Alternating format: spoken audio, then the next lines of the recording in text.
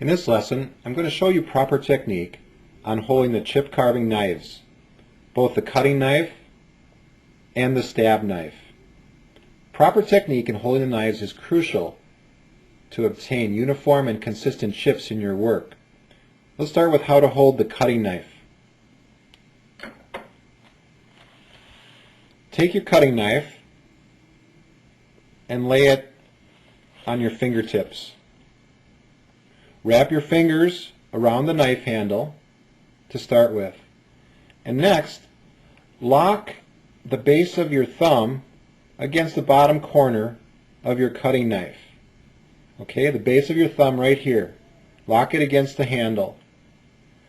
Now, with your thumb and the point of the knife and the knuckle of your index finger on the wood, you formed a tripod. 3 points contacting the wood to make a consistent 65-degree angle with your knife. So once again, lay the knife on your fingers, wrap them around the handle, and lock the base of your thumb against the handle of your knife. That will form that consistent 65-degree angle with your knife. Don't do this. If you do that, you risk cutting your thumb. Your thumb always locks against the handle, and you'll never cut yourself that way. Okay, so proper technique is very important. And here's what it looks like as you're making some chips in your wood. Now don't worry if you don't understand. I'm not going to explain how to carve the three-corner chip right now. I'm just going to demonstrate for you to show you the proper technique of holding the knife. See how the angle of the knife stays the same wherever I move the knife on my wood. So this is the first position with your cutting knife. The angle stays the same. I can take my hand off the handle and you'll see that angle of the knife is consistent.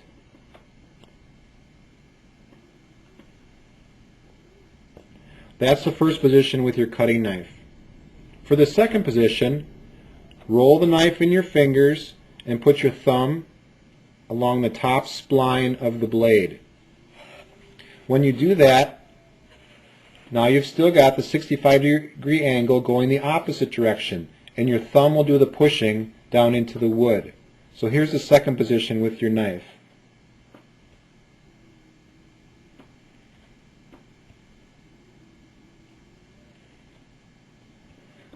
That's proper technique for second position in your cutting knife.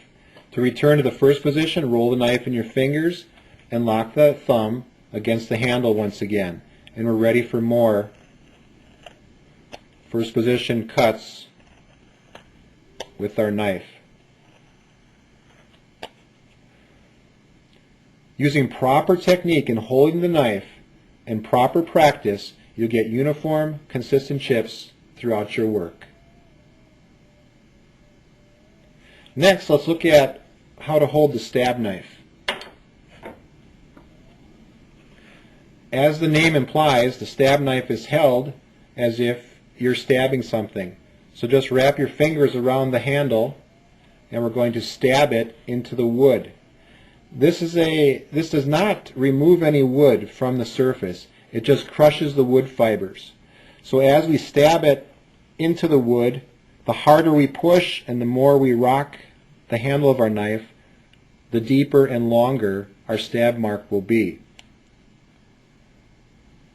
So push down and rock it down for more length and depth in your stabs.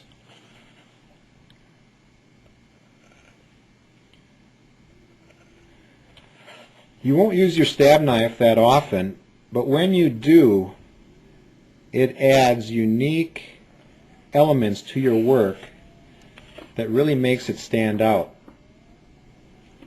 So you'll want to have one of these and practice using it on your work. And you'll see that the stab knife is a really nice tool to use in your chip carving. Practice proper technique and proper practice, and in no time you'll get good results with your chip carving.